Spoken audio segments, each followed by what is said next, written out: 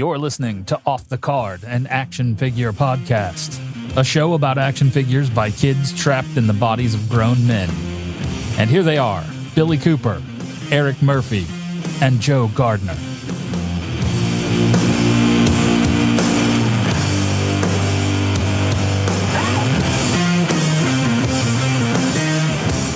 Thank you for joining us, everybody. Off the Card, number 22. This one we're going to cover some news, and then we're going to dig deep into my my excursion to PowerCon, or I'm going to start calling it Mecca. So, joining me as always, Eric and Joe. What's up, guys? Hey, how's it going? My temperature is what's up right now. It is hotter, It's hotter than Hades right now. I'm about to do the first podcast in the new. Oh, I'm sure there's been some in the new. Yeah, think we're not on video yet. It's one click of the button, Joe. It's one click. Well, I mean, okay. Good There thing we we're go. not sharing I as can make video this yet. happen. Yeah. I see. Look, here's what I'm going to say. I'll warn you both. If I see any dicks on screens, I'm sharing. Just warning you now. Off the Card only fans. Hey, we got to make money somehow. So Eric, me and you were talking earlier, and it was really interesting. I ran across that information about them asking NECA about the Friday the 13th and Nightmare on Elm Street. Yeah, and why we haven't seen anything new in a while, and it looks like something's tied up again. On hold. Yeah, I mean, and that's why I wish I could have got to go to PowerCon, because there was a few hot button questions, that being one of them, that I wanted to press some of the people they may have not known, or they may have known, and that was one of the ones. Like, the psycho completionist in me is like, I'm stuck at 7 on the Friday 13th, and I'm stuck on 3 for Nightmare on Elm Street. Now they have done a Freddy versus Jason box. True. Ultimate figure, kind of separate unto itself. But it's been dead. It's been quiet, and there's been a lot of interest in why haven't they made more. And somebody asked, like, why isn't this going on? And their response is everything's on hold. And I, what I think anyway, and that's just my 2 cents. Friday 13th obviously just went through a large lawsuit between Sean Cunningham and Victor Miller over who owns it. Victor Miller wrote the script. Sean Cunningham owns the name. Friday the 13th. That was wrapped up last year. So right? It went to court. Yeah, but it was a 5-year process. It was so bad, that's what killed the Friday 13th video game, because they had stopped all downloadable content, and no money could be made off Friday 13th during the hearings. So that kind of shot them in the foot. But recently they announced that, the video game is killing the servers at the end of the year, but at the same time, there's discussion of a new video game being made. Okay. So that's going on. Then you have a TV series getting made called Camp Crystal Lake that's going to Peacock, which is probably on hold right now because of this Screen Actors Guild strikes. And there's also been discussions of Nightmare on Elm Street stuff by Warner Discovery, which that's another issue in itself. I think all that consumption of each companies with HBO, Discovery, New Line Cinema, all of it getting wrapped up into one. There's probably some red tape. Also, Nightmare on Elm Street, the brand reverted back to the Craven estate. Interesting. Everything went back to this year. So that might be another thing as well. I'm sure, where they have to now broker deals with the Craven family with New Line Cinema. With it changing hands, Discovery. I'm sure the licensing rights and things and fees will definitely change and have to be readjusted. So I could see that taking a little bit of time. I know I was at PowerCon, NECA was there. I seen nothing out of those 2 franchises there that they had on display. They had other cool stuff, but they didn't have those. Now looking back on it, it didn't really register to me, but now it does kind of make sense. I'm sure they'll figure it out. I mean, look, why would you not? Yeah, I mean, make money, with new, right? there's, and those 2 are the 2, obviously the most no-brainer IPs on the planet. I was actually having a discussion. I met a couple at a restaurant Friday evening. A guy had Texas Chainsaw Massacre 2 shirt on. They were going to Horror Hound the next morning. And we talked for a couple hours about IPs and trademark rights and, why we only have a Leatherface figure from them from NECA, but we don't have Leatherface from part 2 or from part 3. They did a loose cloth one for Scream Factory for number 3 years ago. But other than that, it's been fairly dormant. And largely, I think it's because in some of those instances, there's so much copyright wrapped up because it jumped to different film companies that it gets kind of lost in the wash. And that's why I think that's why they're going so hard in the paint on the Universal Monsters right now, because that is one single IP that they could lock up and then work the deals with the families of the estates for the Karloffs and the Lugosi families. Other than that, it's only a matter of time they'll get that stuff done, especially. And I don't honestly, there's a good possibility Screen Actors Guild may have a hand in that as well. They may say, hey, Robert is getting paid X off of his likeness rights as part of the Screen Actors Guild. That could be a thing. That's an interesting hypothesis, because I've never really thought about that. But well, there was a lot of conventions recently making statements on their social medias about the Screen Actors Guild and about some things are okay, some things aren't. It's kind of an interesting area. But they'll get it all worked out, and I'm sure we'll get them. Look, NECA's been in it so long doing those figures. I'm guaranteeing they've got 2 or 3 of each of those characters in the holster ready to go. I mean, they're locked and loaded. It's especially when you get into the Nightmares with 4, 5, and 6. He did so many different little wardrobe swaps to a nurse, to the sunglass one, Super Freddy from 5, the Witch from number 6. I mean, and then you get into Wes Craven's New Nightmare, and then Jason, there's not too many ones left clipped in the chamber for that one, other than Manhattan, Jason Goes to Hell, and then Jason X. The X is going to be the big boy. It's developed such an interesting cult following over the last few years. It's almost like a black comedy. It's gotten to that point. It's definitely gotten to that point. So, what else do you got? So the other big thing that I saw that caught my attention, which I thought was very nice, I put it on our YouTube, or not YouTube, but our Facebook Off the Card page, is that Jim Cornette, who people may know or not know, but Jim Cornette, has been in the wrestling business for 40 years and is pretty synonymous for being pretty open, opinionated about the world of wrestling, current and old, and second best manager in the history of wrestling. That's right. Yep, next to Bobby Heenan.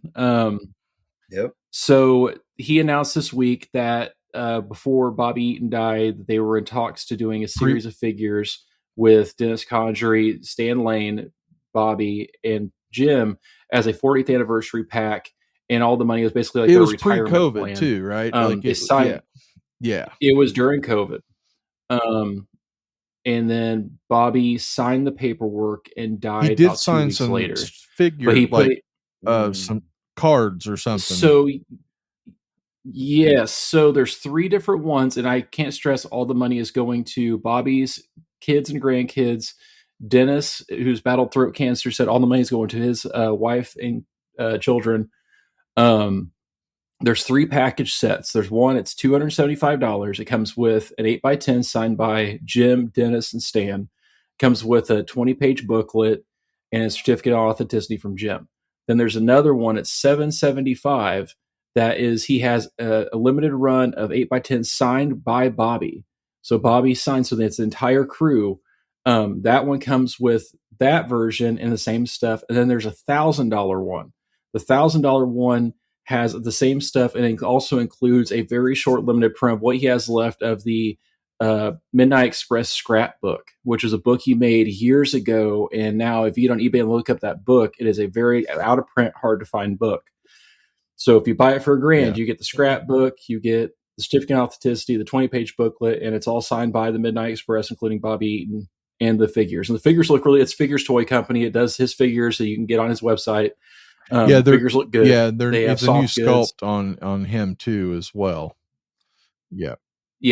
But it's a really cool set for a wrestling fan who loves, old school wrestling or the NWA in that era of pro wrestling. That's a no-brainer to get, especially now. I mean, this earlier before we got on, Terry seen Funk that. died. So I imagine, and there's 2 Terry Funk figures coming in that WWE Yep. run I saw during Comic-Con. So, unfortunately, this is the way we're rounding the corner in life, where a lot of these old legends are going to start passing off. And so I'd say, and then the pre-sale starts September 2nd for pre-orders. And then he said they will ship. They're going to be in hand to people before Christmas, is what he was. Yeah.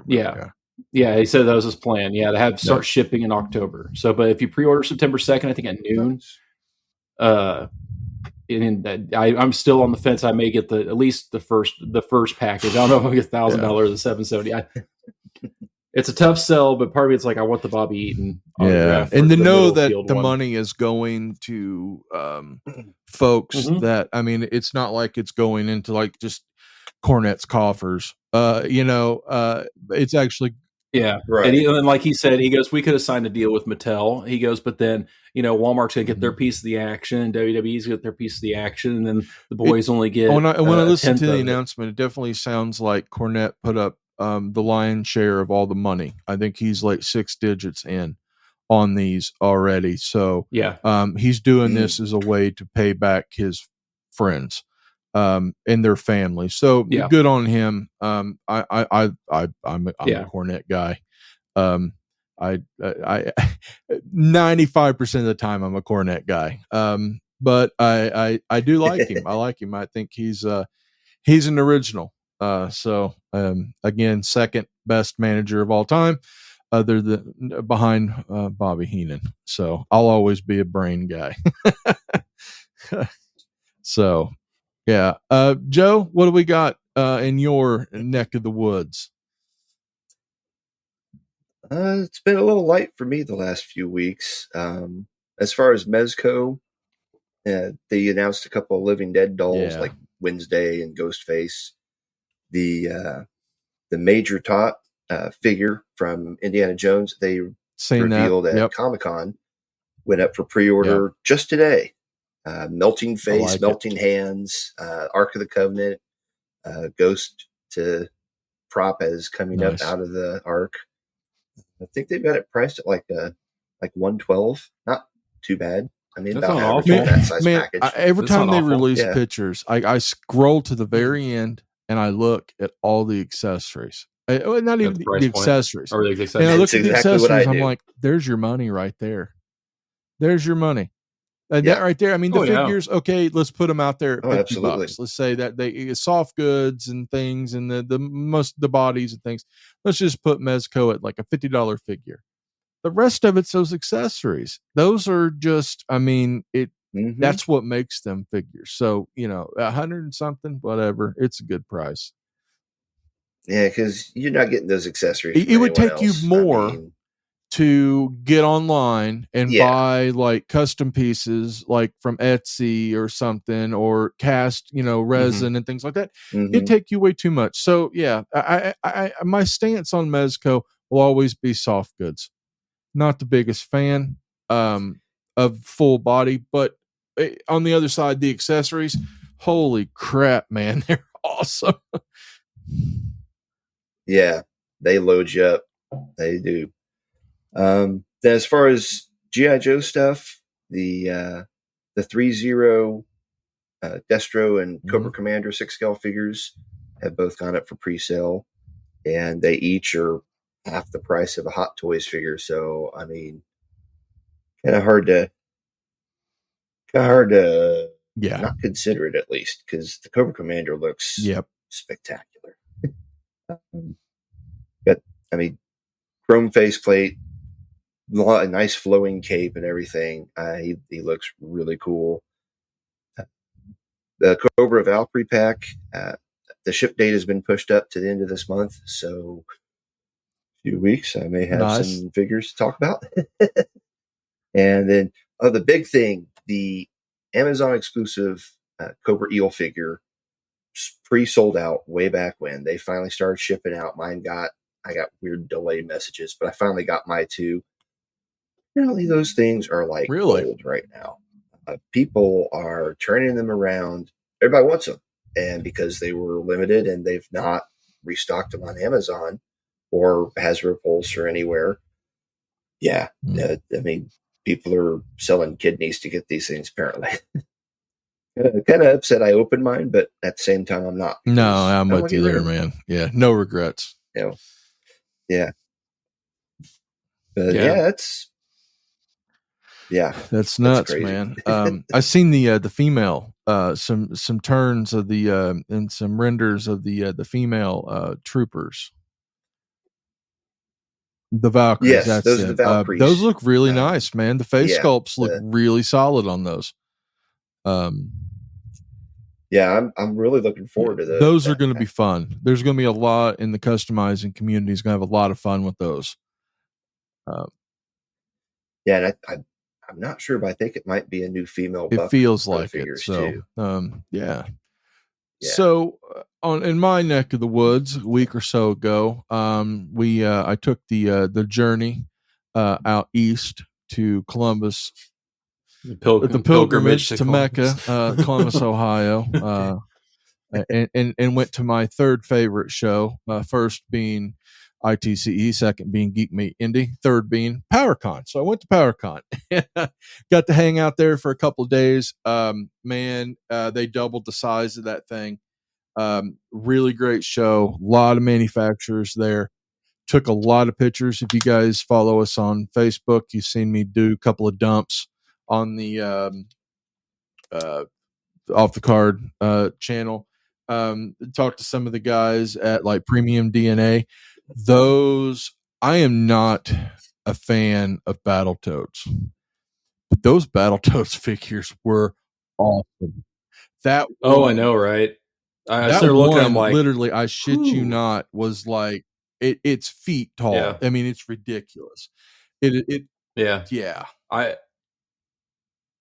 think for us growing up, I think like Battletoads to us is like a hot button. Like, I don't know about you, but playing as a kid, yeah, right, yeah. It's the rite of passage. It's just it's a point of frustration. Yeah, like the new one is out on I have an Xbox One upstairs, and I downloaded the new version. It's Battletoads. They tamed it down. Battletoads is the original Dark Souls, right? I mean, yeah.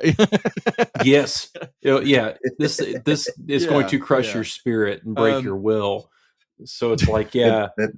Battletoads was one of those games that showed me right. I used to have. Yeah, right. Did have. Like my Fitbit goes off telling me your heartbeat, Billy. Stop your heartbeat. Yeah. But no, they had a bunch of that stuff on display. You could buy some of it there. It was really awesome. Talk to. How much was the price point on those? That big one's $2 something. And the other ones are like in the 40 range, but they come with like a bunch of stuff. I'm a big fan. I know Premium DNA is a controversial company. They were part of Megalopolis, and Megalopolis was an online toy vendor, and they collapsed, and so on and so forth.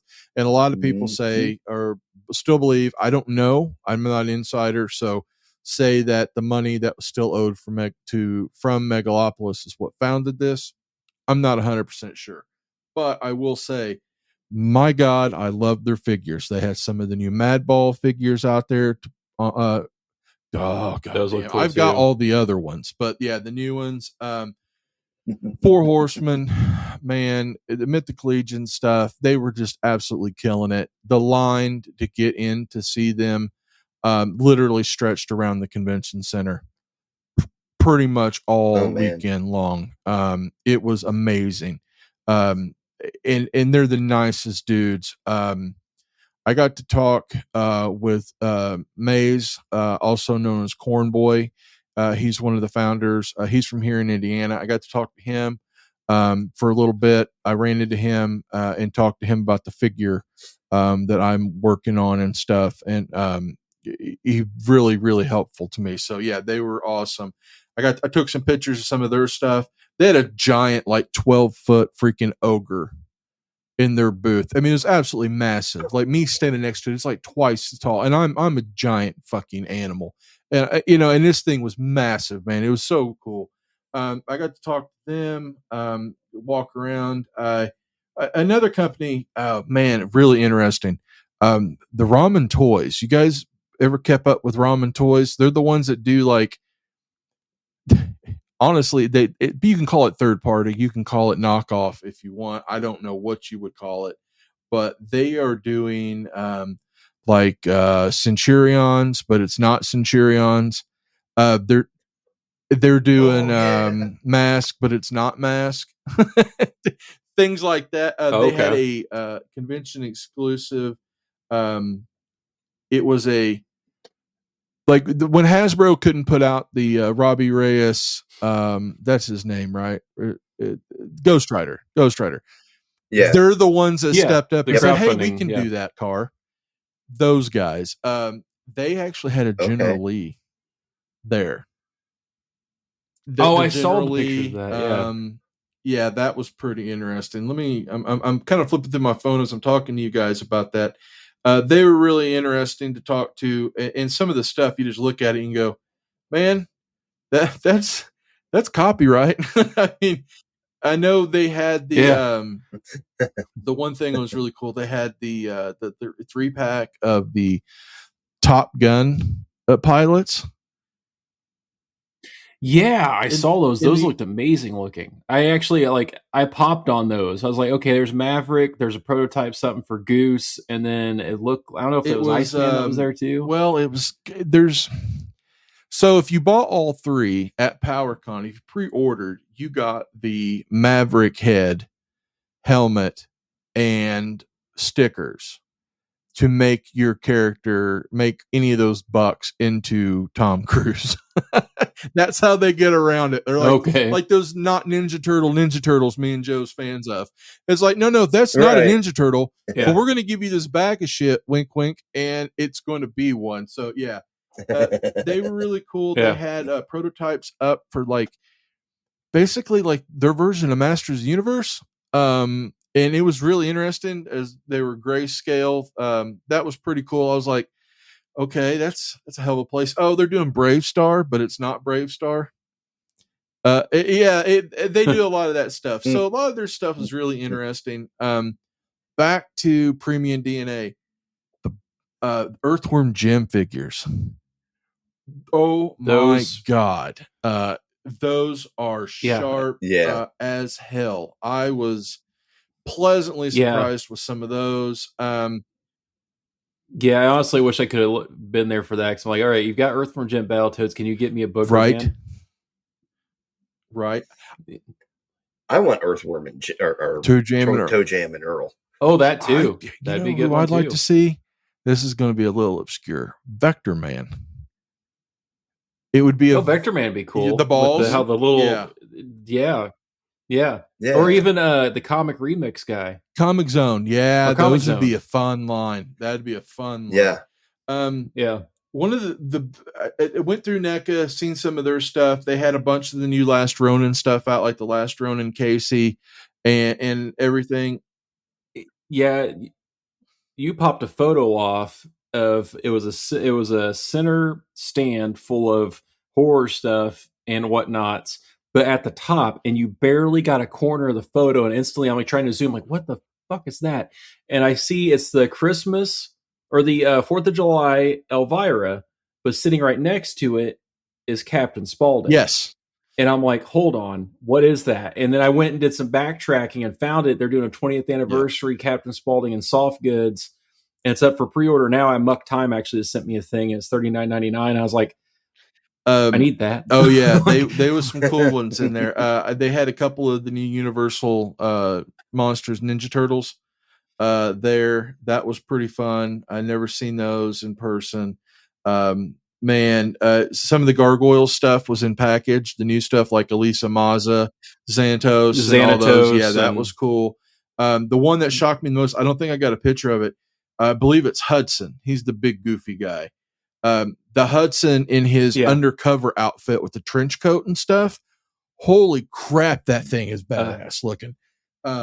They had all that stuff out. I'm flipping through here. Animal Warriors of the Kingdom. I got to see some of their new stuff that's coming out. They had a hell of a display, hell of a presence there. To see where Jason and that team has came from, and them doing like a Kickstarter before those figures ever came out, and they are a part of ITCE, and now seeing that they are one of the big boys on the block, it's pretty badass. I love seeing that. Mondo was set up. Oh, buddy, that's bad news. I've got to stay away from Mondo because if I didn't restrain myself, I would have dumped literally $2,000 on their shit. It was. I'm not really a Masters guy, but those 6-scale figures that they do are just so fucking cool looking. Especially Merman. That thing in person. I'm a sucker for the aquatic characters. Them in person, like the not street sharks. Yeah. So I haven't pre-ordered those yet. So when I was there, we were walking down a side aisle, and we go walking up, and I see this booth called Neo Gen Toys, and I look over and I see all the stuff me and you've been talking about, those sharks with the gangster sharks and all that extra. There they all are on display. I'm like, son of a bitch. So I got a bunch of pictures of those. Got to see some of the other stuff they're doing. They had the Metal Slug figures there. Yeah. Those. Oh, really? That's an interesting IP to pick up. Yes. And I would have bought them if there was a tank. If they'd have been the Metal Slug tank, I'd have bought that tank, and I'd bought all those figures in a second. Now you got me thinking about more video game toys to do, like Sunset Riders. Look, we'll do a whole episode on video game toys. Video game based. So from their booth, I bought one of the furry war bears. I bought the brown war bear, and that thing is absolutely massive. It is awesome, and it is huge and heavy, and he comes with all kinds of cool stuff. And that thing, I got it there for $70 direct from them. It's a pretty good deal. They had a bunch of stuff on display. Man, yeah. When I seen those, I'm like, "Where's Joe at right now?" Because you would have went nuts, man. Mondo had a bunch of cool stuff. Got to see a bunch of the Savage Crucible stuff. Got to talk to those guys for a while. My God, that stuff's looking so good, like so good. If they can get those figures to look like that on like the other side of production and in people's hands, man, they're pretty impressive. And they've got the license to do Frazetta stuff because they have like Frazetta's Barbarian and stuff there. It was on display. It was pretty cool. I got some cool pictures of that. My favorite guys to talk to, dead up honest, were the guys from Fresh Monkey Fiction.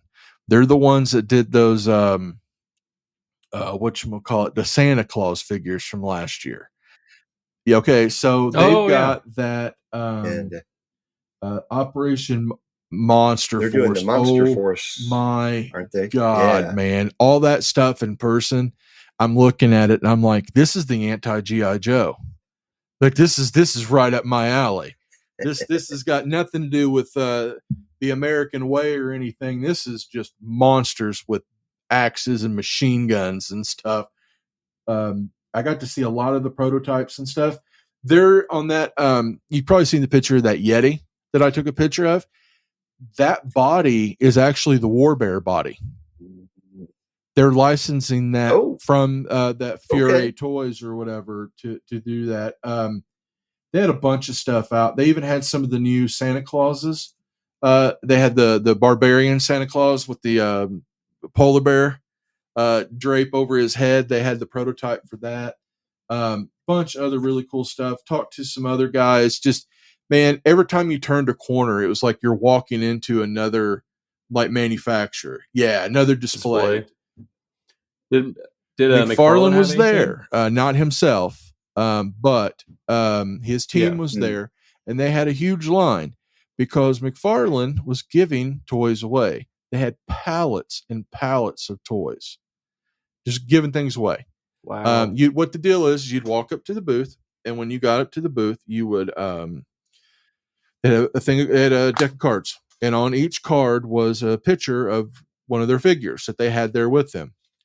You pull your card, you flip it over. Oh, Joker. They'll walk over and, okay, we're going to give you this Joker, and we're going to grab you a couple of those. And, oh, do you like Avatar? Yeah, here's one of those giant winged Avatar bird things. And yeah, and just giving stuff away. It got to the point to where, I mean, literally in the back of my truck, I've got like 10 things that, like, hey, you like page punchers? Here's a Batman Beyond page puncher. I mean, it was nuts. They were just giving shit. Yeah.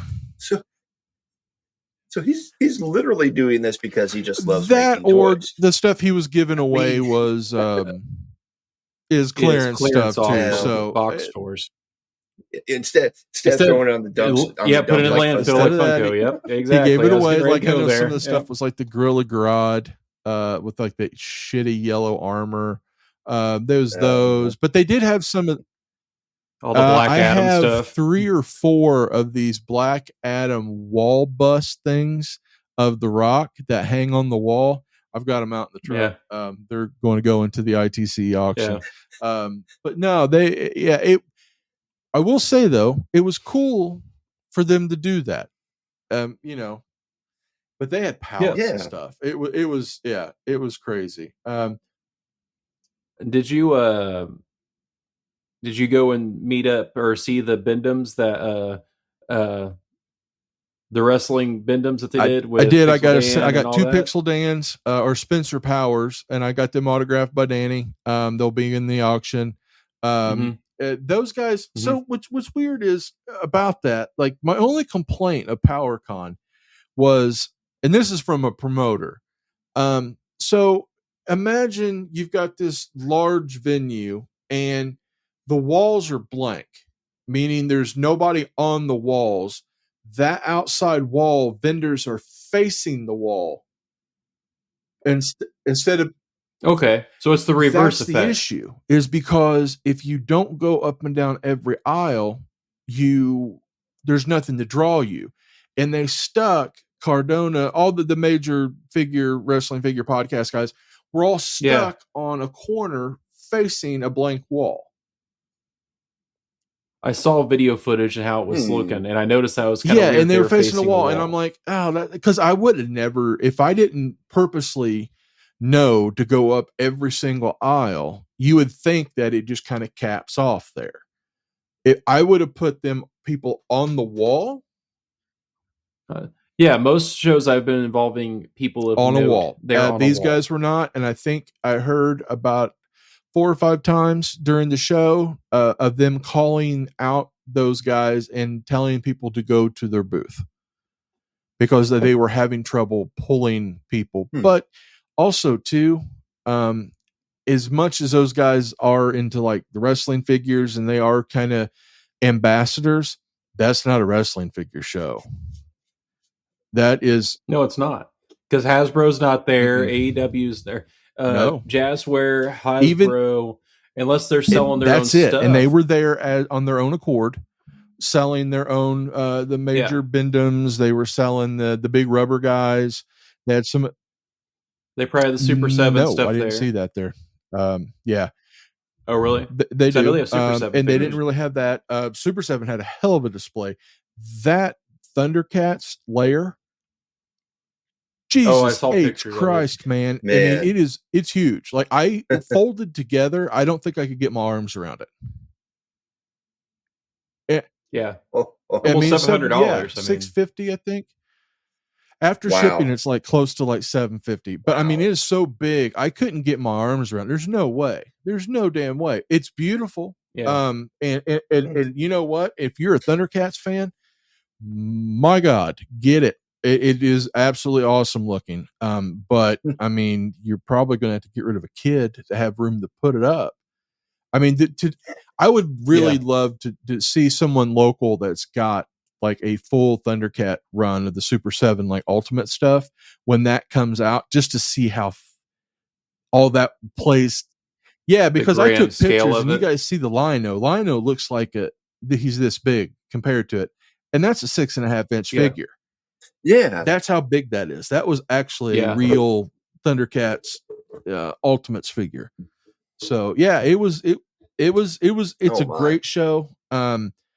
exclusives. I got a buttload of exclusives. And it was pretty easy. Like, so you pre-order your exclusives when you buy your ticket and you're invoiced for everything.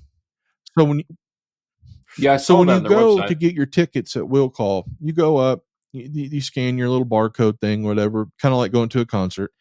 And they're like, oh, here's your exclusives. And they pull out these tickets and they got a picture of the exclusive. Like, okay, you got 2 of these, 2 of those, 2 of these, 1 of those, so on and so forth. Hand them to you.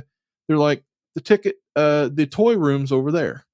So you go over to the toy room, and there was a nice older couple back there working, and they lay your stuff out, and they give you a box, and they put your stuff in it, and they double check your tickets. They mark them off. You're done. It was very well organized, and to the point. It was very nice. Honestly, I think that's a better way to do it compared to how most conventions do it, where it's you have to get there and stand in line for 4 hours. They were very well organized. Like, nobody on the floor was selling their own exclusives that I seen, as far as the ones that were offered. Like, you couldn't skip the line and go get the new figure from the Four Horsemen that's the convention exclusive. You had to pre-order it, and you had to get it through that line, through the toy room and stuff, which was completely fine. We had no issues whatsoever. A very well ran show, super nice people. I got to talk to Shartimus Prime about his Street Humans Kickstarter that's coming up. I got to sit and talk to Danny for a while. I didn't get to talk to a lot of people that I wanted to. It was a very busy show. If you're a manufacturer, you were covered up. Let me think what else. I got pictures. There was some cool stuff. Oh, the NECA stuff. My God, those dinosaurs figures. Dude, people are going nuts for those. They are going absolutely nuts. I'm like, really? Dinosaurs. Okay. I mean, but you got to think that was a show that was on Friday nights as part of the TGIF formats with Family Matters and Full House and all that. So that's a generation now that came out like that's 92, your generation. 93. About 7, 8 years. I was like second or third grade when it came out. So we would watch, like, you had Home Improvement, all that stuff was on Friday nights. And that was Dinosaurs was the thing. And that was a series that just, and it only lasted, I think, 1 or 2 seasons. And that was it. I mean, it's like Alf. Alf has that lasting impression. And I'm telling you, the line for people to take pictures of those damn Dinosaurs figures, absolutely nuts. I'm like, okay, dinosaurs. I never. But there's not that many characters that can be done with it. That'll be a very short. It'll be those two. The family, and you had the boss. Possibly do the boss. You can possibly get away with like a couple of friends, but I don't see them going that deep. If they go with the boss will probably be like a con exclusive or something. Yeah, because he'd have to if you put him in a specialized box where his head because he's at the end of that trailer. You never seen him. Yeah. Fuck, I remember Dinosaurs. What the hell? The Nosferatu looked really good. That looked amazing looking, but also on the same stroke, Super 7 has a Nosferatu prototype. They do, and I'll be honest with you, I've seen both, and it will be NECA for me. Yeah, that's where I'm at. I'm worried that some of those open IPs like that, which Nosferatu is, you may start to run into this keep crossing over lines, which isn't out of the ordinary. We've seen it before back in the late 90s, 2000s with NECA and McFarlane. And I think NECA will probably end up winning out because it's Mezco's got Mezco's got two versions of Nosferatu. So I'm with you. These open IPs, which I'm honestly, if they're grabbing these old films that are open IPs, when I mean open IPs, is that public domain. Me and Billy tomorrow could go and cut it. Yeah, we could cut a check tomorrow and make copies of Night of the Living Dead and Nosferatu and sell it and make money because they're open IP. Frankenstein in the chair was really awesome. The thing that caught me of all the figures I've seen there, the one that kind of made me giggle the most was the Remco version of the Dracula with the cheap plastic pleather cape and everything. I seen that and just instantly giggled. I'm like, I'll have multiples of these. This screams my childhood of those little Remco figures that they're, those were cool. I got to talk a little bit with Matt from Ideas from Mars with his Armies of Ashmore figures. Those are getting closer.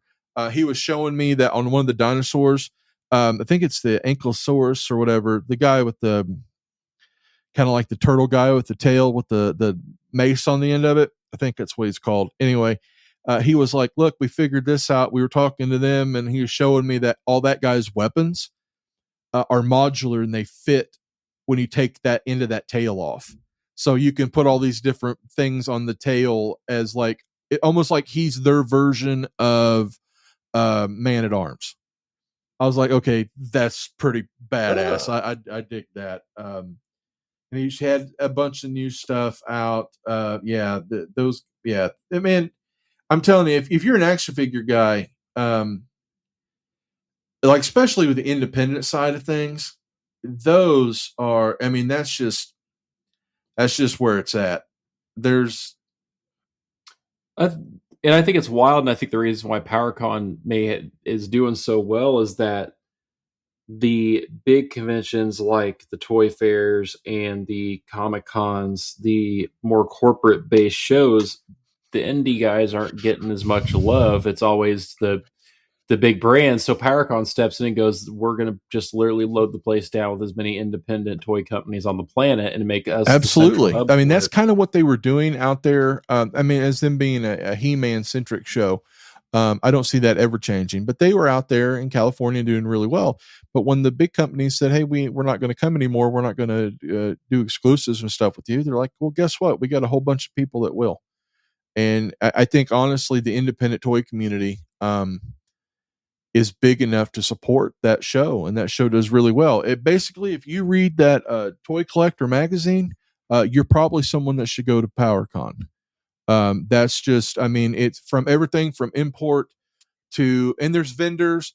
Don't go looking for comic books. I'll tell you that right now. It is not a comic book centric show. They're around. And it really, was there a lot of vendors selling retro action figures and collectibles there, or was it still very a lot of super high end stuff, man? I'm talking $4,000 Ninja Turtles.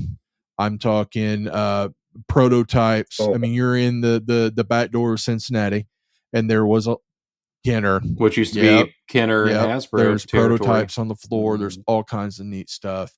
There's something there for everybody as far as figure wise. Yeah, you got your guys with the Marvel Legends, and I've seen a large presence of not living dead dolls, Monster High. That has become a huge collector's market. Brody King collects them for his wife. They had there at the show the creators of those. The guy, one of the artists that created that and everything, he was there. Maybe that's part of the reason. I talked briefly with the lady that created like artwork for some like girls' toys and stuff. That was cool. She was selling like prints and things. Like, this is a show where if you buy a print off somebody, it's probably a photograph of like some really awesome like action figure photography. Like, you had guys like that there. It's 100% an action figure nerd fest. Yeah, I just didn't know if it was more of a trade show, or was it a split between a trade show and a regular toy convention? You can buy stuff. Most everything I bought came as exclusives. I did buy like some few things here and there. Fromo Toys, I got their exclusive box set, and then I bought a couple of their new figures. And then the Legends of, what are they called? Dragon Moore. I got a couple of their figures.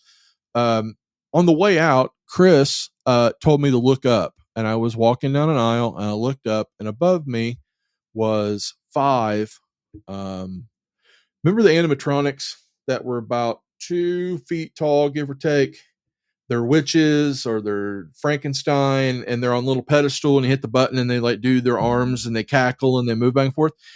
Yeah. The guy had 5 of them. Oh, yeah. He had 2 Universal monsters. He had a Frankenstein and a Wolfman. Then he had a witch, a Frankenstein, and then there was just this like crimson ghost looking guy from the Misfits, but it really wasn't him. He had 5 of those up there. And I'm like, and Joy's been on a big tear about buying these. And I looked up there and he goes, oh, how much? And he told me the prices. I'm like, how much for all of them? He told me a price. I said, get them down. Here's a box. Let's fill them up. That was my big purchase. That was an action figure. Was I bought her Halloween animatronics for, but you never see him. So I bought them all. But yeah, the Wolfman is really cool. He's got like puffy hair and stuff. And yeah, but they're all really nice, clean condition work.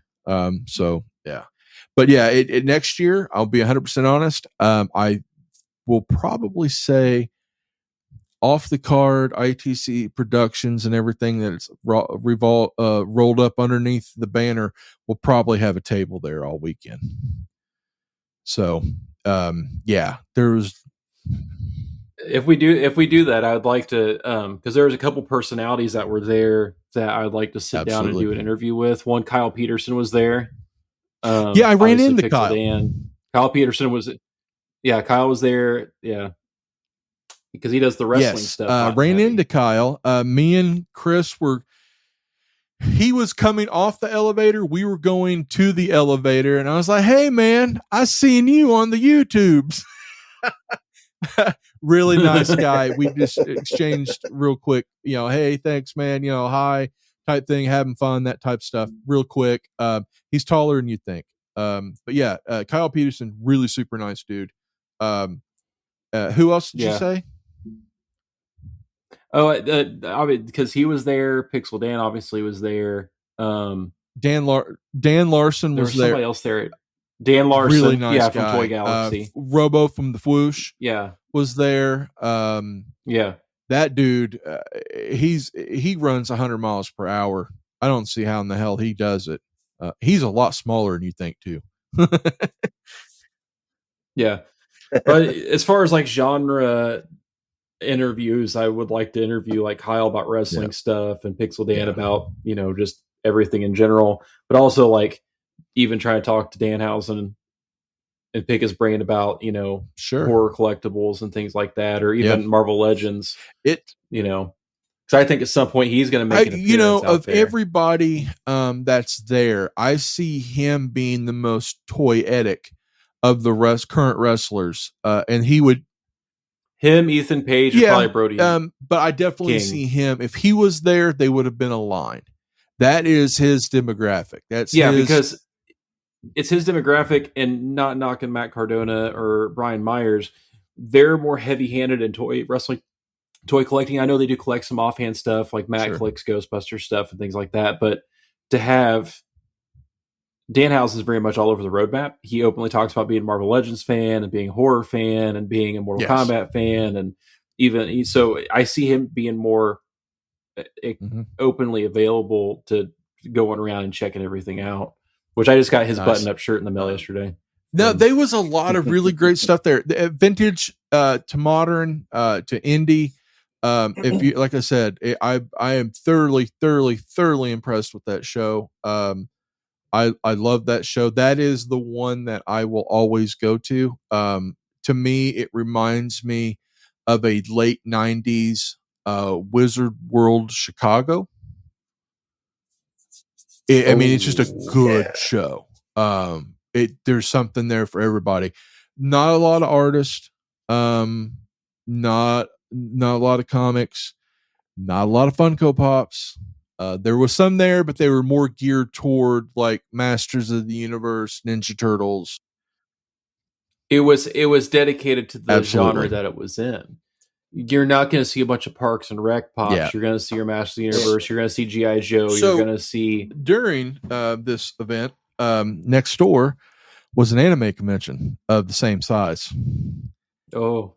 And on top of that weekend was a 2-night stay for Morgan Wallen, country performer.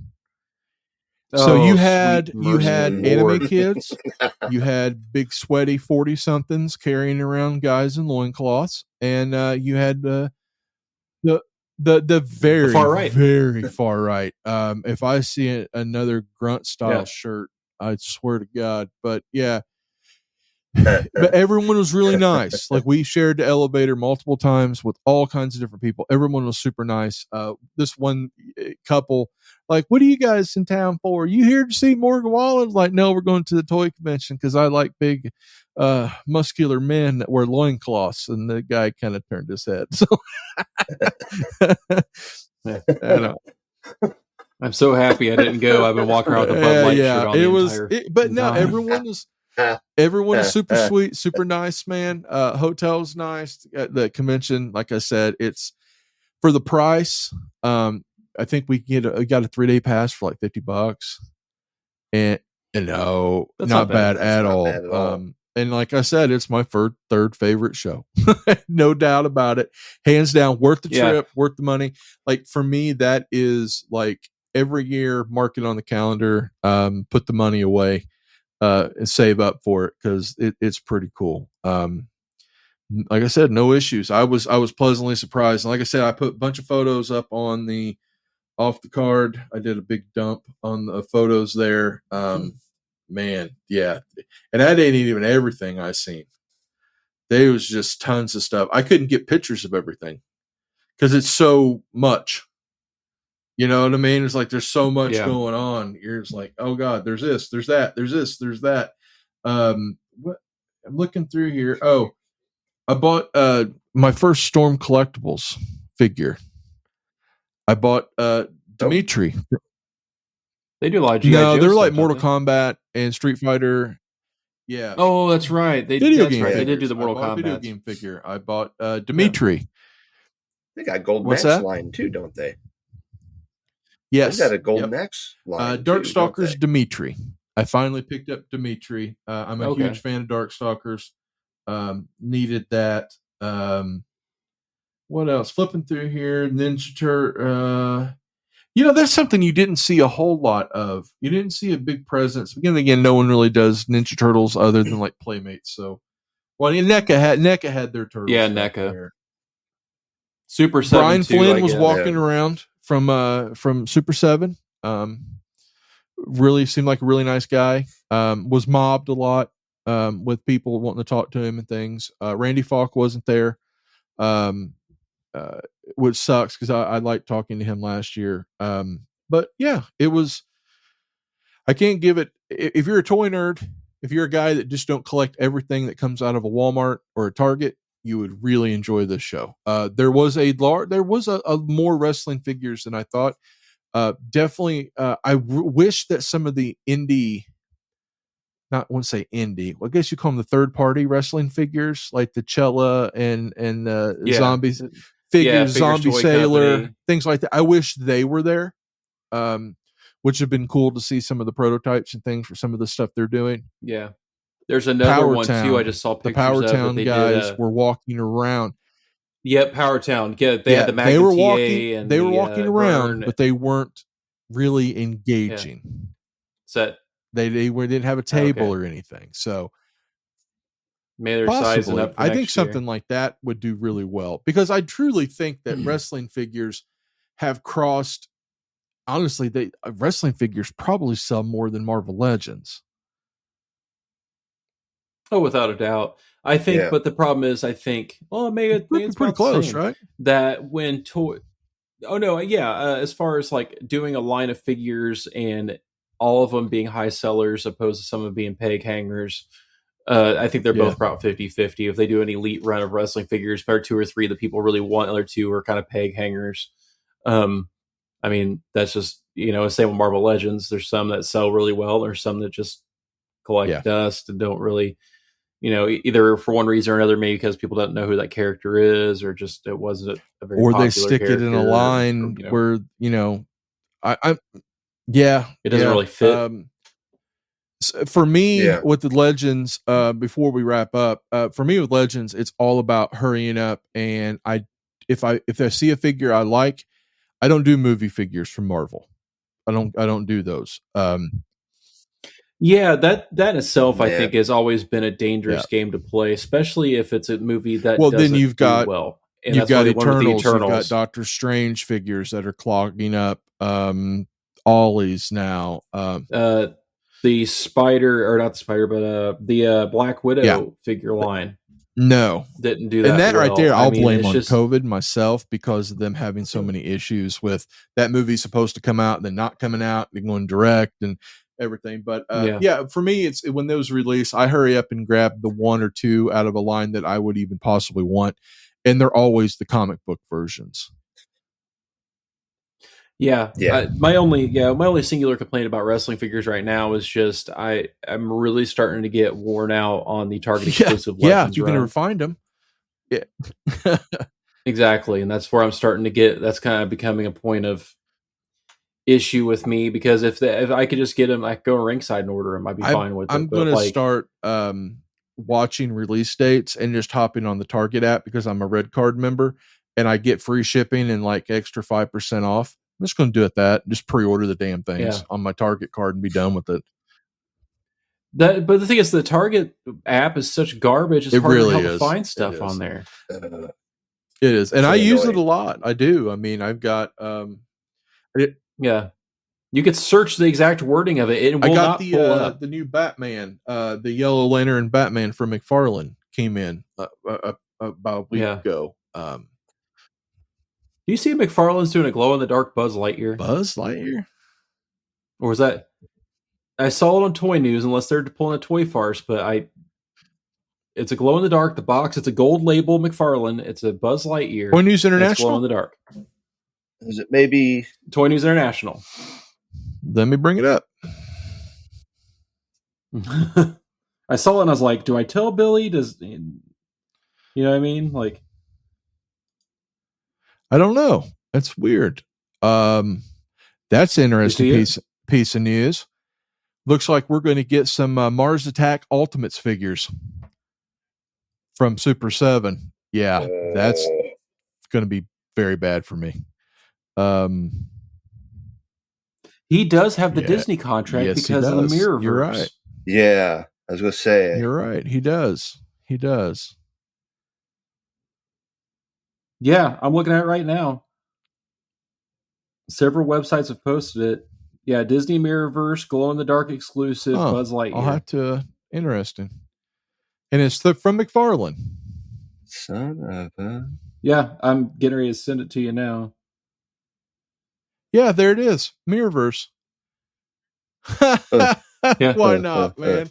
McFarlane done lost his mind. Look, I can't have a glow-in-the-dark Woody. There's an old John Ritter movie where there's this. Yeah, there's an old Vibrating John Ritter Woody? movie where him and the other dude's in a room with glow-in-the-dark condoms on, and all you see is these little things running around. Yeah. Stay tuned. Look at Billy's glow-in-the-dark Woody. I've got the glow-in-the-dark Swamp Thing incoming from Amazon that he did. I'm getting real close to buying one. Glow in the dark, or not glow in the dark, but a Swamp Thing figure. There's a couple of them coming out. Yeah. I'm like, God. Yep. Yeah. I'm tempted a big myself. Swamp Thing collector. So for me, it's the glow in the dark. I've got the one that I had painted. I got one of those grayscale platinum ones, whatever, and I handed it over to a guy, friend of ITCE, Nick, and Nick painted it up to look like the old. So I remember that. For me, honestly, I wish it's pretty fun. I wish I could have talked to Super 7 in the sense of like they're doing all these different. They've done the Disney. They're doing a lot of the Disney stuff. They're doing the Animaniacs and Pinky and the Brain and Ren Stimpy. I'd love for them to see if they could pick the IP up, because Diamond Select did that run. And they went quick. They disappeared in their small fortune. Now, if they could pick up the real Ghostbusters. So I was reading somewhere that the real Ghostbuster stuff is going to be coming back in a real big way. I forget where I read that at, but somebody has. Well, there's supposed to be a cartoon series coming to Netflix. The movie got pushed to next year because of the strike. August 10th, there was supposed to be an announcement from Hasbro, but they backpedaled. There's something They said it was a coming typo. with those. The Diamond Select ones are really cool. I remember those when they came out. I don't know if shops didn't order them, but the distribution was real spotty on those as far as. And they were. And now good luck catching them. I did find something really interesting out at PowerCon. And I wish, again, I'd like to talk to Super 7 about that. I found out one of my favorite IPs from the 80s, they own it. And they've done nothing with it. And they bought it, I guess, in 2016. They own the IP or the license to the Inhumanoids. Yeah. Huh. The Inhumanoids are these giant monsters. There's one named Tendril. Anyway, I'm a big fan. And to know that they have that license and have done nothing with it is very intriguing to me. It's like, why? Where, what are you holding back? You know, what's going on? So yeah, I like to talk to them. Next time I get near him, I want to ask him that question. So, yeah, but no, yeah. But anyway, yeah, next year, I fully expect, I'll be on the floor all 3 days, or in a booth all 3 days, peddling. So that's the goal anyway. I didn't see any podcasts there. You had people walking around with cameras and you had people walking around with microphones and stuff, but you didn't really have a presence on the floor. So that's something I think I'm going to look into doing. Business expense. Business. Yeah, I mean, we could. There you go. Make it a group weekend. We could go. We could go live from there. I would love it. I'd love to be able to have people come in and sit down with the booth. Because because only Matt and Brian have their Major Wrestling Figure podcast. But other than that, that's it. And they probably weren't pushing the podcast. You had guys that were there that are YouTube guys that were recording that put stuff out later. But as far as a presence on the floor, there was nothing.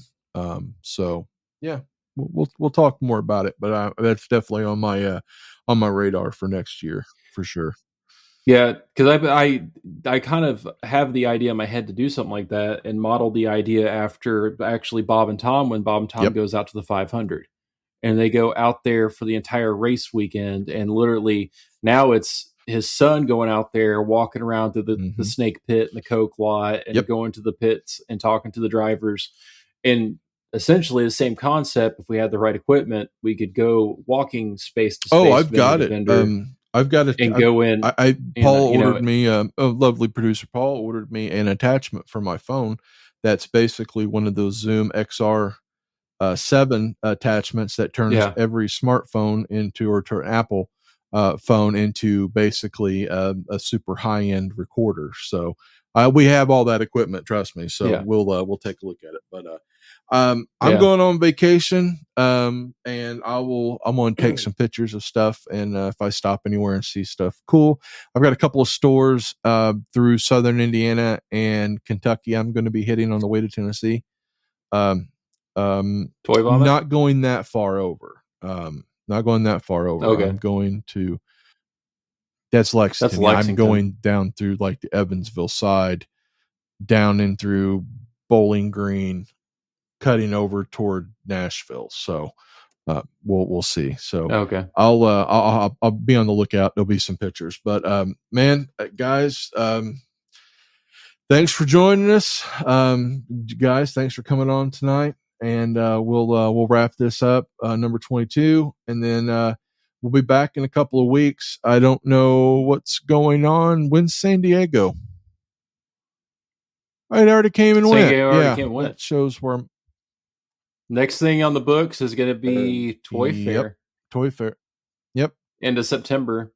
Yeah. Other than that, we have the movie showings for Frankenstein and Monster Squad and ITC in October. It's going to be busy.